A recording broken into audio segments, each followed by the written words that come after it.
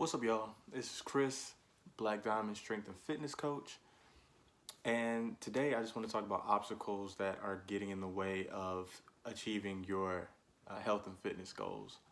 So, a lot of the times when I'm helping people out, they ask me questions that are related to like strategies and tactics related to how they should eat or what they should eat or how they should train or what exercises should they do in their training regimen. Um, but one thing that they forget a lot of the times are the mental things, the things that you've been trained over the years and have kind of internalized that drive you to do certain things that you may not even be paying attention to. So, what am I talking about?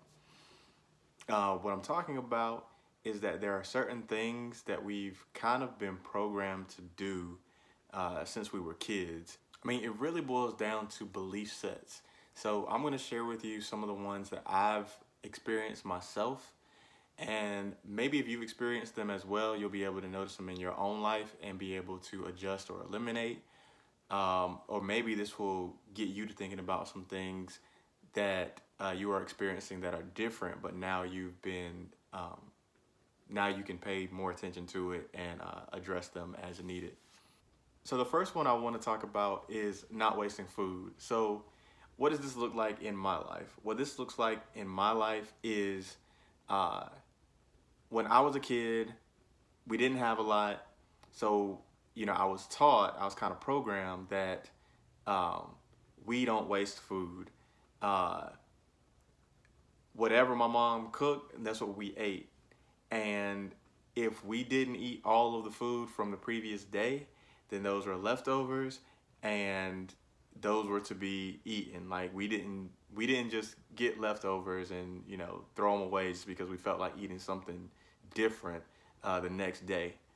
So now as an adult, uh, I'm in a situation now where my wife, she enjoys cooking, and we have a family, so we cook quite a bit of food, but there always seems to be more than what we need, so there are always leftovers.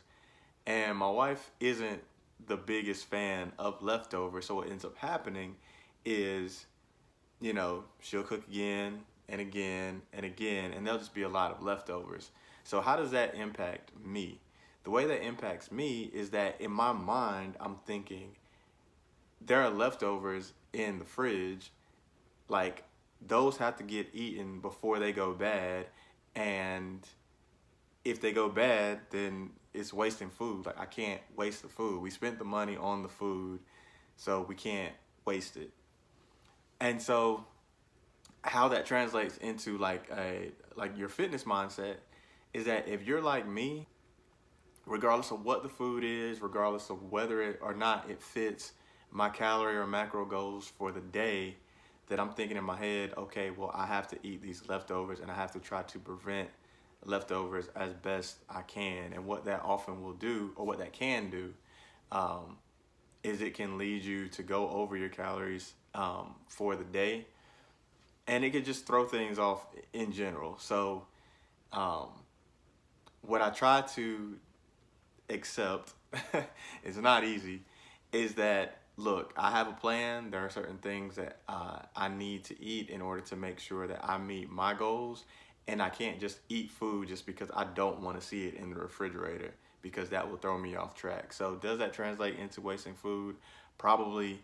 But if you have that same mindset that I was raised with, then that may be a barrier of yours where if you feel like the food is there, you can't waste it, you have to eat it, and that could be causing you problems.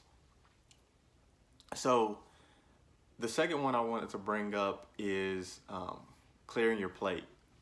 Kind of the same deal. It's like the way I was raised, you didn't even get up from the table until you ate all your food. Like you would have to sit there however long it took for you to eat your food, because we don't waste it. Like you had to eat it. Now, what does that do psychologically over the years? Like over the years, you've been programmed to eat all your food. So how does that look in my life? It looks like um, when I get a plate of food, regardless of the size of the servings or anything like that, what type of food or anything, um, I feel like I have to clear my plate. So there have been times where I'm eating a meal and I know that I don't necessarily have to eat more, but there's still more on my plate. So I'm just like, hey, like I gotta finish this. Now, you could say, hey, I'm done, push it away, save it for later, something like that. But again, it's just the way, I was raised. So try to keep those things in check as well if you've had the same experience. It's okay to not eat everything on your plate. It's okay to save some food for later. You don't have to internalize that as being wasteful. And then the third thing is related to both of the other ones, more the second one, but it's about recognizing and satisfying your hunger signals. So when I was a kid, my parents, my grandparents, they would always ask me after a meal, they would ask me in some shape or form, like, are you full? Have you had enough? Or, something like that. And so, what that has trained in my mind is to believe that when I get done eating, I'm supposed to be full.